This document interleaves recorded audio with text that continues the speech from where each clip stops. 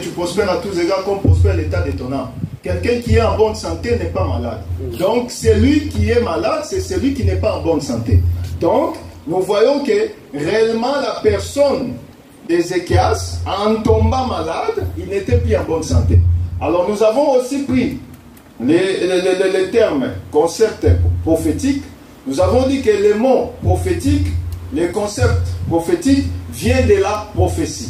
Le livre d'Apocalypse 1, chapitre 1er, verset 3 nous dit « Heureux ceux qui méditent et qui méditent la parole de cette prophétie. » Nous avons vu que la meilleure prophétie, c'est quoi? La parole de Dieu. Or, la prophétie marche avec trois choses.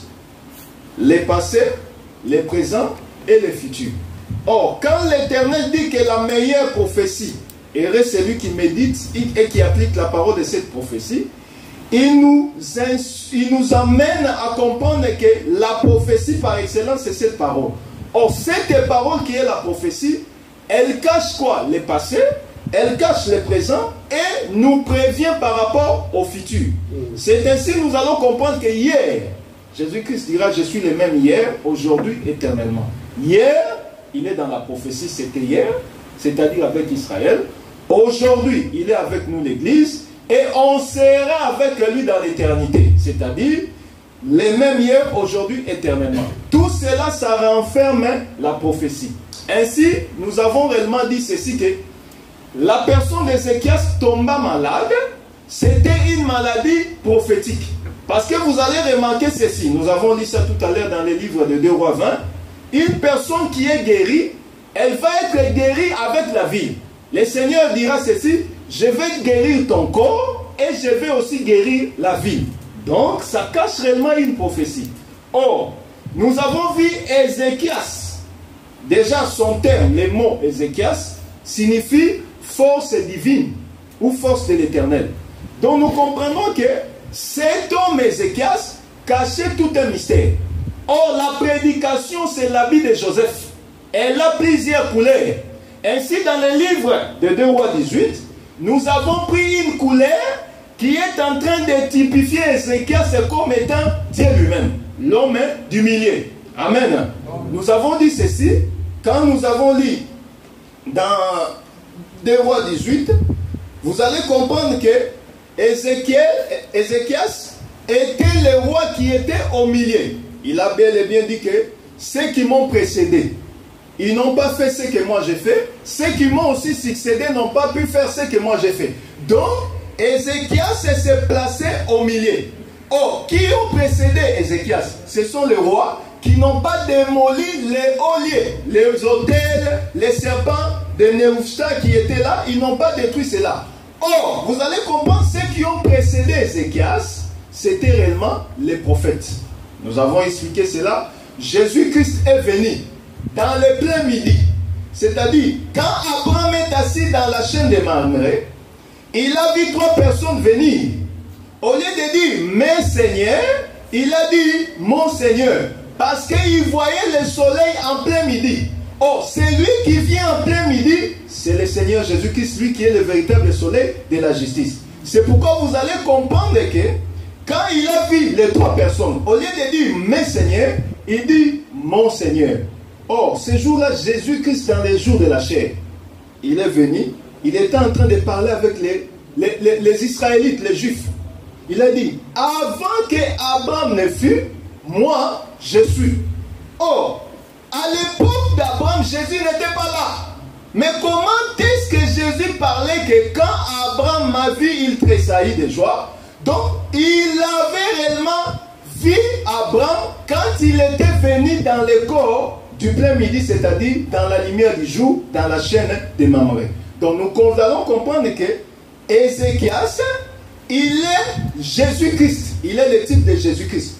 Or, nous avons démontré que les prophètes, les rois qui sont venus après lui, c'est réellement les apôtres. Parce que Jésus-Christ, il se place au milieu. Les prophètes commencent à prophétiser. Deutéronome 18. Jésus-Christ enverra un prophète comme moi. Moïse dit, le Seigneur suscitera un prophète comme moi. Il parlait de qui? De Jésus-Christ. La personne de Néhémie, tous ces prophètes, tous les Michée, autres, ils prophétisaient que de Jésus-Christ. Alors, quand Jésus est arrivé, il est mort, la continuité de Jésus, c'est à travers les apôtres. Amen. C'est pourquoi nous avons dit que Ézéchias, c'est réellement la personne qui était le premier-midi, c'est-à-dire Jésus-Christ. Alors, nous nous sommes limités dans les versets 7, où nous avons réellement, je reprends la lecture, et l'Éternel fit avec Ézéchias, qui réussit dans toutes ses entreprises, se révolta contre les rois d'Assyrie et ne les fit plus assujettis. Il bâtit les Philistins jusqu'à Gaza et ravagea leur territoire depuis les tours de Gare jusqu'aux villes fortes. Nous avons dit ceci que ce qui a été, c'est ce qui sera. Dieu ramène toujours des choses qui s'étaient passées, parce qu'il est le même hier, aujourd'hui, éternellement.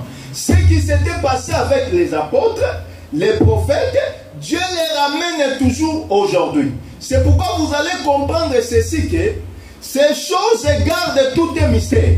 C'est ainsi que nous avons dit, quand la personne d'Ézéchias avait dit qu'il réussissait dans ses entreprises, nous avons dit que l'entreprise en soi, c'est l'Église. L'Église, c'est l'entreprise de Dieu. Dieu lui-même est le patron. C'est pourquoi nous tous, nous sommes que des esclaves. Et vous avez de l'importance plus que nous. Parce que vous êtes la femme de Jésus et nous sommes des eunuques. C'est pourquoi vous allez comprendre. Dans la loi, c'est-à-dire dans la Bible, vous allez remarquer que les hommes qui gardaient la femme du roi, ils étaient des eunuques. On les enlevait la sémence pour ne pas donner la sémence à la femme du roi. Ils étaient ce qu'on appelle en lingala Mokube. C'est-à-dire, vous savez, le fait président Mobutu, il avait des gardes-corps qu'on appelait les gorilles.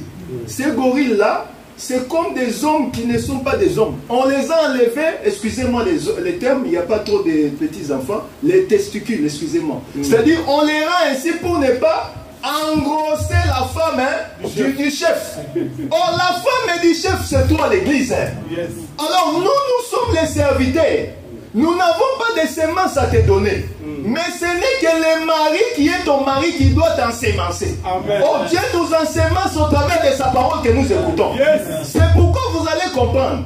L'homme écoute par l'oreille. Mais la femme du roi n'écoute pas par l'oreille, il écoute par le cœur.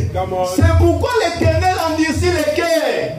Quand il endurcit le cœur, il avait endurci le cœur d'Israël. Mais nous, il nous a circoncis pour que nous puissions comprendre ces choses. Que le Seigneur vous bénisse. Amen. Donc nous allons comprendre ceci, que la parole de Dieu nous parle afin que nous puissions avoir la sémence. C'est pourquoi vous allez voir, au fur et à mesure que nous écoutons la parole, la grossesse commence à augmenter. Elle était d'une semaine, 1 mois, 2 mois. On commence à changer. La personne qui n'était pas réellement, qui aimait trop manger les foufous, il abandonne les foufous. Il commence à maintenant faire des jeûnes. Parce que le Seigneur t'a ensemencé. C'est pourquoi l'apôtre Paul dira, ce qui était pour moi un sujet de guerre, je l'ai considéré comme une perte. Parce que l'apôtre Paul a été ensemencé par la parole. Or, quand on t'ensemence, frère, tu diras, tout ce que j'ai regardé comme bien, tout ce qui est comme joie, comme gain, je le donne réellement comme, je le vois comme une perte. C'est pourquoi Zachée avait compris ces choses. Il a dit, si j'avais pris plusieurs choses auprès de mes détracteurs, je vais les restituer encore plus. Parce qu'il avait croisé le véritable mari. Or, quand on croise le mari, on ne reste plus la même personne. Tu n'es plus célibataire, tu es engagé. Or, une femme célibataire peut sortir, peut aller comme il veut. Comme elle veut, pardon. Mais la femme de quelqu'un, elle doit toujours, quand les téléphones sonne, c'est mon cœur qui m'appelle. Quand le téléphone vibre, peut-être mon chéri m'appelle. Oh nous, Dieu nous vibre au travers de la parole. Quand la parole te touche, tu dis Amen, sans qu'on puisse te pousser. C'est pourquoi un prédicateur ne peut pas forcer les gens à dire dites Amen. Bien aimé, dites Amen. Amen veut dire ce que tu dis et ce que j'entends, c'est réellement qu'il soit ainsi. Oh, nous avons écouté où? À l'éternité. quand le prédicateur parle, ce qu'il dit, comme nous l'avons déjà écouté dans la maison de notre mari, nous disons Amen. Ça c'est la parole de mon mari. Je dois que dire Amen, qu'il en soit ainsi. C'est pourquoi quand on force quelqu'un, dites Amen. Je ne dirai pas Amen, parce que je n'ai pas compris. Quand quelqu'un comprend, on ne va pas les forcer. Tu diras Amen toi-même. Tu commences à adorer ce Dieu-là. Tu es merveilleux. Tu es unique. Parce que tu as entendu ce que tu avais écouté depuis l'éternité. Vous allez remarquer ceci que l'Éternel, au travers de la maladie, il voulait réellement nous enseigner quelque chose.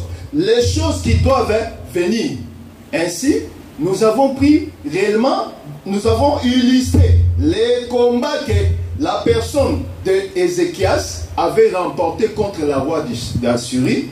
Nous avons marié cela avec le combat d'Armageddon. C'est là où nous nous sommes limités. Alors nous avons vu l'écriture, nous avons pris l'écriture qui dit que le Dieu d'Israël, c'est le Dieu des montagnes et le Dieu des vallées. Nous avons expliqué que la montagne, c'est le ciel. Nous avons illustré cela avec la démarche que la personne de Moïse faisait. Moïse, pour venir parler au peuple, il doit monter à la montagne. C'est pourquoi nous aussi, l'enseignement que nous devons donner, ce n'est pas ton propre enseignement. Un prédicateur n'a pas d'enseignement propre à lui. Tout ce qu'il dit, il doit le prendre où? Sur la montagne. Dans la montagne, c'est Dieu qui donne, va dire à Israël ceci. C'est pourquoi, un jour, Israël a posé la question à Moïse. Moïse était là devant le peuple. Il a tourné les yeux, il n'avait pas de réponse. Mais humblement, Moïse a dit, ces questions que vous êtes en train de me poser, je ne sais pas répondre. Mais je vais aller demander à celui qui m'a envoyé. C'est ça, frère. Bien-aimé dans le Seigneur, prédicateur de l'évangile. Frère bien-aimé, quand tu ne connais pas quelque chose, ne fais pas l'audace de montrer parce que tu es pasteur. Non. Tu peux être pasteur, tu ne connais pas quelque chose. Ce n'est pas pour rien que Dieu a établi les 5 ministères. Tu dis, c'est humblement, je ne connais pas, mais je vais prier jusqu'à ce que le Seigneur va me révéler. Tu fais comme Moïse. Moïse est monté. Il a demandé au Seigneur, et le Seigneur lui a dit, va faire ceci, va faire cela. C'est pourquoi nous aussi aujourd'hui, quand nous sommes bités dans nos vies, nous sommes réellement devant un mur. Nous n'avons pas de solution. Frère, ne t'inquiète de rien. Recours au Seigneur. Seigneur, voilà le mur. Qu'est-ce que je dois faire?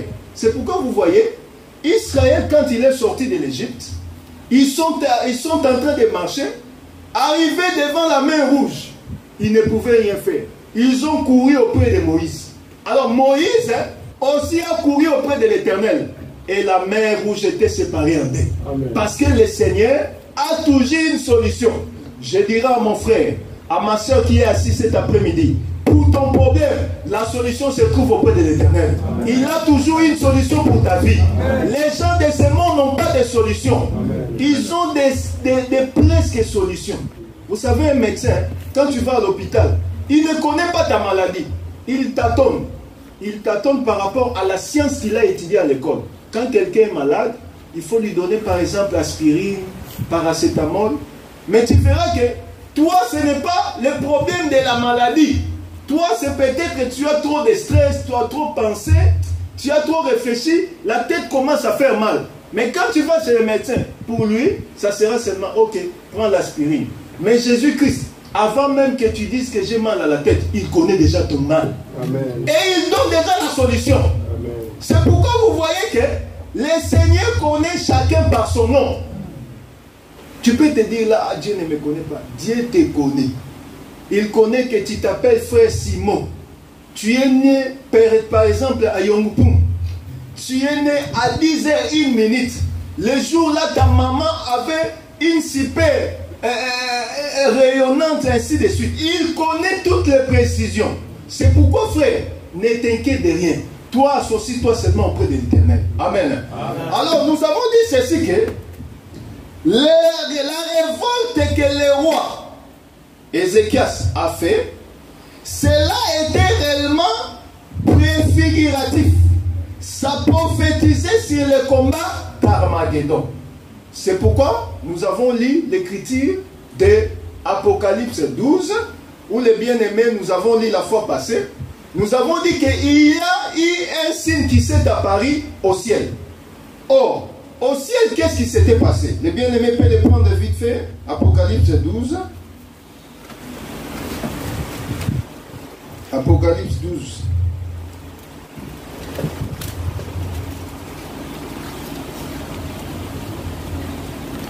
On commence par les versets. Commencez par les versets 6. Non, on commence par les versets 7. Il eut guerre dans les ciels.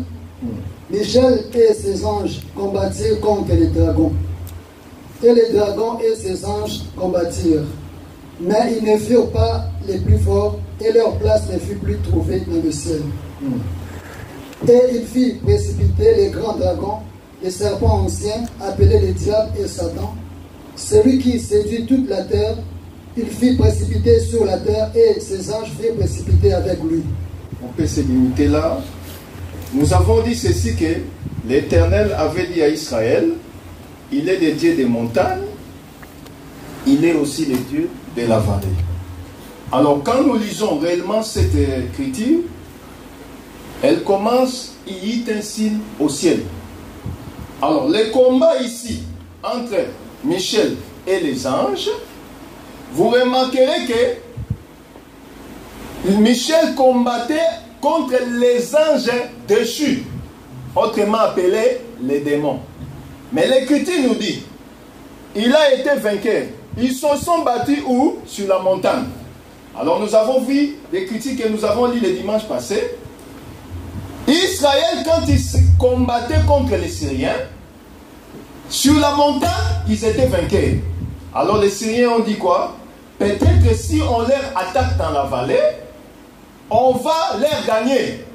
Ils sont allés dans la vallée, et l'Écriture nous a dit ceci, que Israël était aussi vainqueur.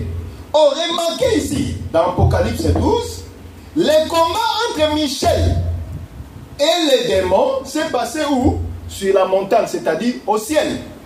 Alors l'Écriture nous dit ceci, on a précipité Michel, et on a précipité l'ange et les dragons, il est tombé où? Sur terre.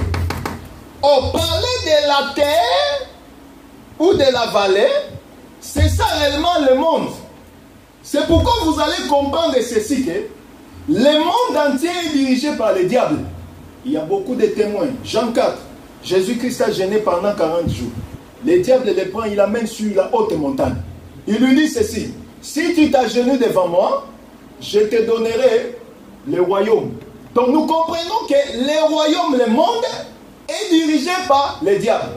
Mais remarquez ceci, nous avons dit que le roi Ézéchias avait réellement gagné le combat contre les Assyriens. Or, vous allez comprendre que Ézéchias, qui est le type de Jésus-Christ, il doit toujours être vainqueur. Il n'y a personne qui peut faire face à notre Dieu. Notre Dieu sera toujours vainqueur. Même si vous prenez des militaires et des militaires, Jésus sera toujours vainqueur. Parce qu'il est le seul et l'unique grand Dieu. C'est pourquoi vous allez comprendre. Comme Michel, qui est réellement, qui a gagné sur la montagne, c'est pourquoi aussi sur la terre, Dieu réellement doit gagner. Mais c'est pourquoi nous avons réellement pris une chose. Aujourd'hui, nous lions les démons. Nous lions Satan. Oh, dans la prophétie des Écritures, on ne nous a pas donné réellement l'autorisation de lier les démons. Parce que les démons seront liés pendant 1000 ans. Amen. Mais le Seigneur nous dit, je vous ai donné le pouvoir de chasser. Donc, nous, enfants de Dieu, nous avons l'obligation de chasser. C'est pourquoi nous avons dit ceci. Si toi tu lis les démons lundi, remarque que mardi, le démon va venir encore. Mais tu l'avais lié lundi. Mais pourquoi il revient? Parce que tu n'as pas encore l'autorisation de les lier. Tu as seulement la capacité de les chasser. C'est pourquoi il est écrit, à mon nom, vous chasserez les démons. Oh, Dieu te donne la capacité de chasser. comme tu es réellement la femme du roi, la reine, tu as cette capacité de commander tous ceux qui sont aux serviteurs de Dieu. C'est pourquoi je dirais ceci. Même les diables, c'est les serviteurs de Dieu. Les diables est les serviteurs de Dieu. Comme toi, tu es la fille, la femme de Dieu, donc les démons aussi sont tes serviteurs. Ils doivent réellement t'obéir. C'est pourquoi quand la maladie vient, demande à la maladie de te quitter. Il va quitter parce qu'il te voit comme son créateur. Comme tu es la femme du roi, tu as les commandes sur la maladie. Le blocage, quand ça vient, tu commandes cela, ça va quitter. Tu as l'autorité sur cela.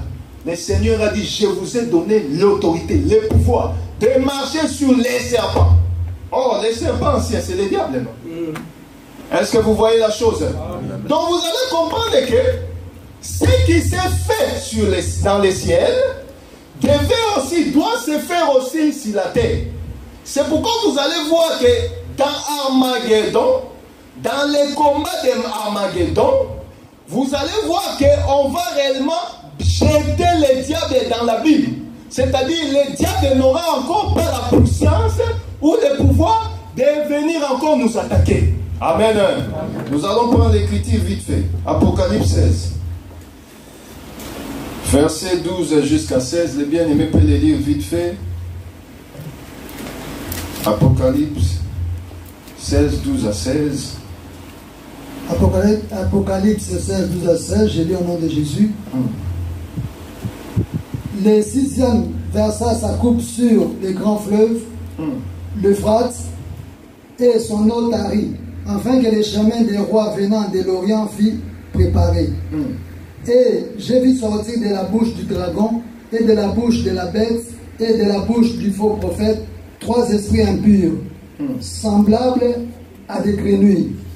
Car ce sont des esprits de démons qui font des prodiges et qui vont vers les rois de toute la terre, afin de les rassembler pour le combat du grand jour du Dieu Tout-Puissant.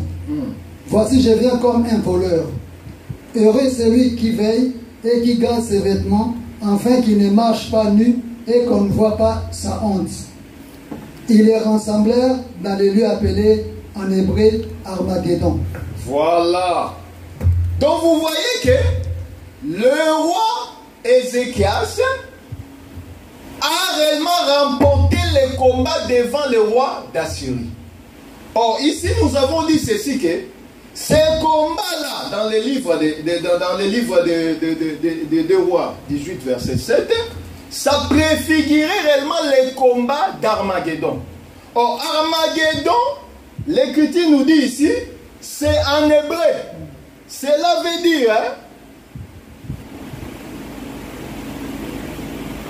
Armageddon, nous voyons réellement qu'il y a deux termes. Il y a Ar, qui veut dire montagne, et Médon, qui est réellement une vallée. Si vous lisez la parole, nous pouvons prendre cela vite fait. Prenez réellement les livres de Juge 1, verset 27 jusqu'à verset 28. Les bien-aimés peuvent prendre ça vite fait. Prenez aussi Zacharie 12, verset 11, Juge 5, 19 à 21. Toutes ces écritures-là, parce qu'on n'a pas le temps, vous allez les lire à la maison. Juge 1, 27 à 28, Juge 5, 19 à 21, Zacharie 12, 11. On nous parle de la plaine de Megiddo. Parce que quand on voit réellement Ar qui est montagne et Médon qui est réellement une plaine, vous allez voir que dans cette plaine-là, c'est là où il y a réellement des combats. Il se faisait beaucoup de combats. Comme vous avez les lire avec Juge. Déborah avec Barak, ils avaient réellement fait le combat dans cette plaine-là, qui est réellement la plaine de Megiddo. Or, en réalité, comment on peut appeler montagne qui n'est pas montagne? Parce que Megiddo, c'est une vallée. Mais l'Écriture nous dit ceci. En hébreu, on appelle cela Armageddon, c'est-à-dire montagne d'Armageddon. Or, dans la plaine de Megiddo, il n'y avait pas de montagne. Mais quand vous regardez la cartologie ou la cartographie d'Israël, vous allez remarquer que la montagne qui est placée à côté de Megiddo, c'est la montagne de Mont Carmel. Or, c'est presque à 80 km. La différence entre Megiddo et Mont Carmel, c'est presque 80 km. Or, qu'est-ce qui s'était passé dans la montagne de Mont Carmel? Nous avons vu une chose avec le prophète Élie. Élie a amené le vrai. Pendant qu'il y avait le prophète de Baal et d'Astarté. Alors, le problème était quoi?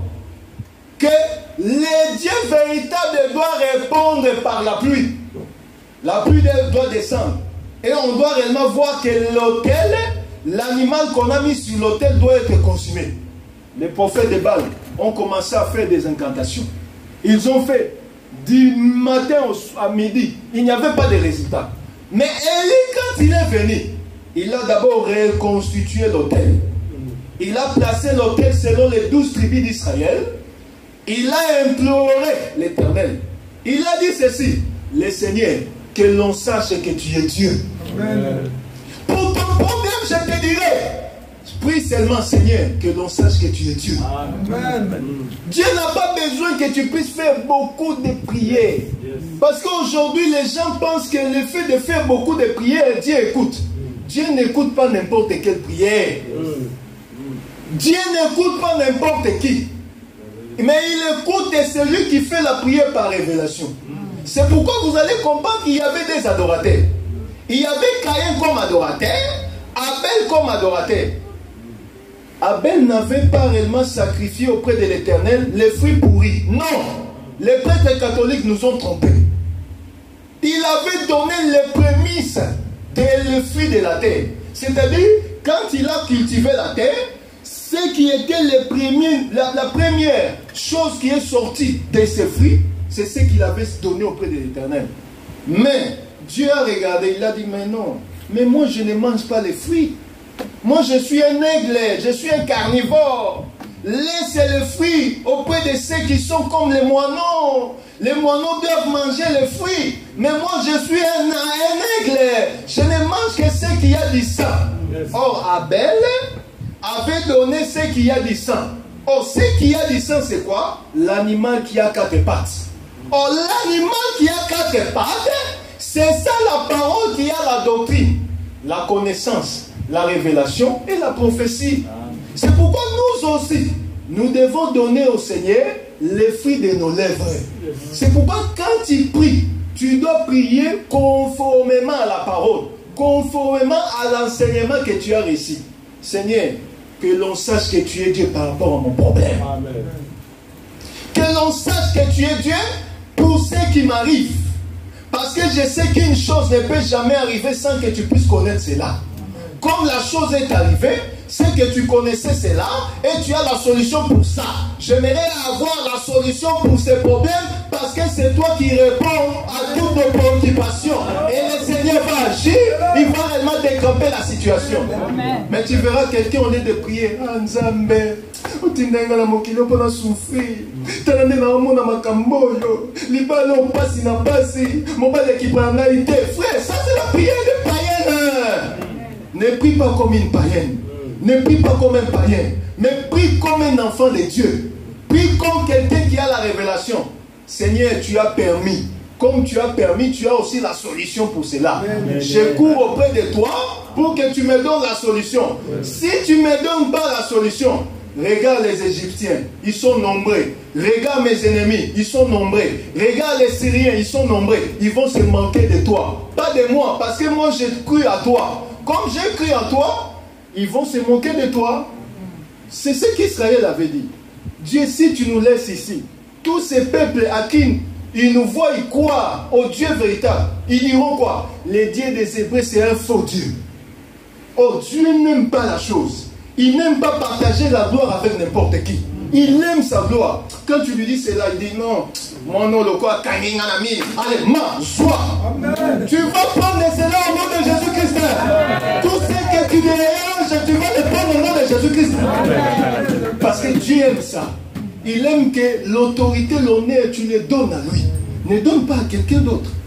Alléluia. C'est pourquoi vous allez comprendre que, comme il avait gagné sur la montagne, le combat d'Armageddon est déjà gagné davantage. Il a déjà gagné cela. C'est pourquoi le diable sera encore précipité dans l'abîme. C'est-à-dire, il va interdire le diable de nous attaquer. Mais vous allez comprendre, nous avons lu ceci, que avant que ces choses n'arrivent, le Seigneur doit réellement tarir les fleuves Euphrate. Nous l'avons lu tout à l'heure dans le livre d'Apocalypse 16. Mais nous ne sommes pas là, parce que ça c'est une prophétie. Alors nous ne pouvons pas s'attarder à la chose. Nous voulons simplement dire ceci, que ces choses ont été faites pour que nous puissions avoir réellement la connaissance et connaître la chose qui viendra. Alors pour continuer, vous allez comprendre que le verset 8, la parole nous dit qu'il a suivi le combat jusque dans la ville forte. Ça parle aussi du deuxième combat, qui est réellement Gog et Magog. Quand nous allons toucher les livres d'Apocalypse, nous allons aussi balayer un peu toutes ces choses pour que nous puissions avoir un peu une idée générale concernant ces choses. Mais nous allons maintenant entrer, il me reste un peu de minutes. Minutes ici, la montre. Alléluia. Laissez-moi, donnez-moi 5 minutes pour introduire la maladie. La parole nous dit ceci. Il y avait des versets, on a fini le premier, on va attaquer le deuxième chapitre. Le livre de 2 Rois 20. Quand on le lit, vous allez comprendre ceci, que le roi était tombé malade.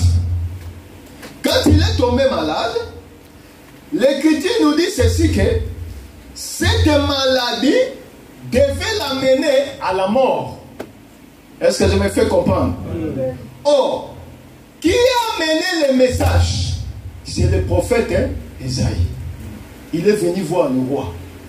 Or, le roi a rappelé les prophètes. Il a rappelé pardon, Dieu par rapport aux bienfaits qu'il avait fait dans le livre de 2 Rois 18. C'est pourquoi j'avais préféré commencer notre introduction par le livre de 2 Rois 18 pour voir un peu ce qu'Ézéchias avait fait. Or, Ézéchias avait détruit les hauts lieux, il avait détruit tous les faux dieux qui s'étaient placés là-bas pour qu'il laissait la vraie et unique adoration qui est le Seigneur. Alors, le prophète a dit, tu vas mourir et tu vas tomber malade ainsi que tu vas mourir. Or, quand il a écouté ces choses, il a commencé à pleurer. L'Écriture nous dit, il a regardé vers le mur. Comment tu peux prier vers le mur? C'est que ce mur-là garde tout un mystère. Oh, l'Écriture, la Bible s'interroge, on voit réellement ce qu'on appelle les dents supérieures et les dents inférieures. C'est pourquoi une personne adulte doit avoir 32 dents.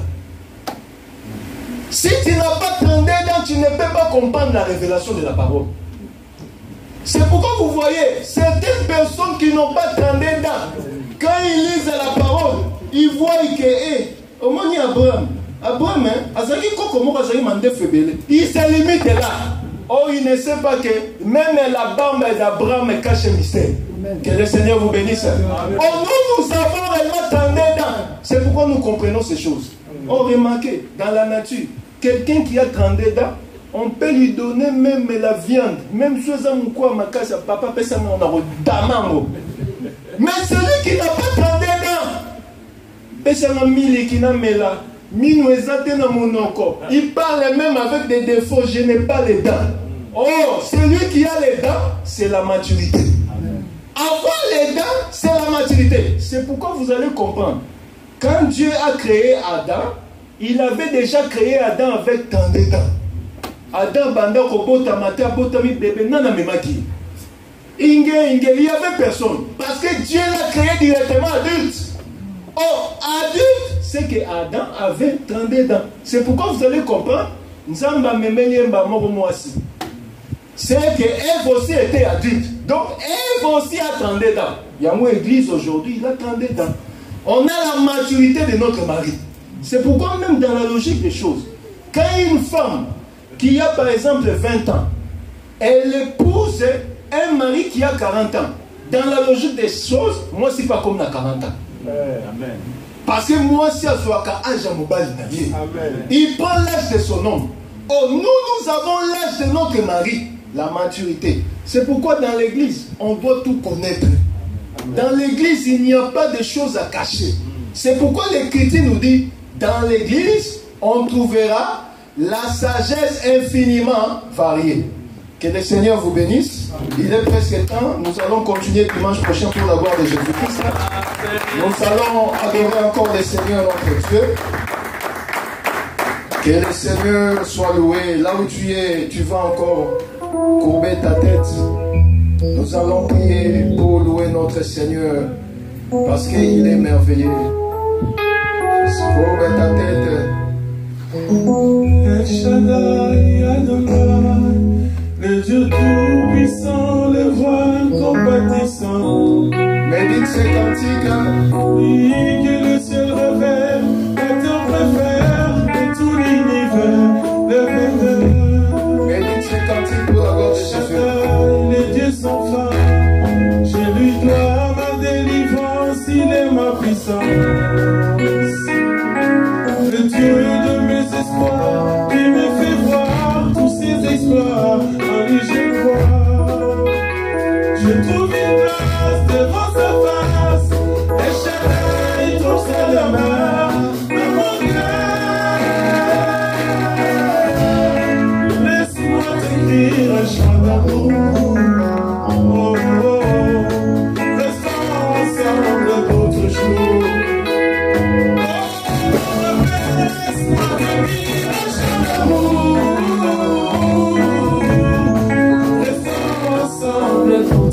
Il a mis fin de mes souffrances, ainsi qu'à mes errances, dans les mauvais jours et les retours de fou. Je me confie, et quand je dis à Shaddai, il me répond. Il est bon, je l'aime, je l'aime, je l'adore. Je l'aime, je l'aime, je l'adore. Je l'aime, Seigneur, je l'aime, je l'adore. Tu as mis fin de mes souffrances, ainsi qu'à mes errances, dans les mauvais jours et les retours de fou. En toi je me confie, et quand je dis à Shaddai, tu me réponds. De toi ma vie dépend. Je l'aime, je l'aime, je l'adore, papa. Je l'aime, je l'aime, je l'adore. Je l'aime, Seigneur, je l'aime. Commence à prier par rapport à ce que tu as écouté. Remets ton souci, tes chagrins, tes problèmes auprès du Seigneur. Que le Seigneur agisse. Que le Seigneur se manifeste en prix maintenant au nom de Jésus. Lève ta voix, commence à prier.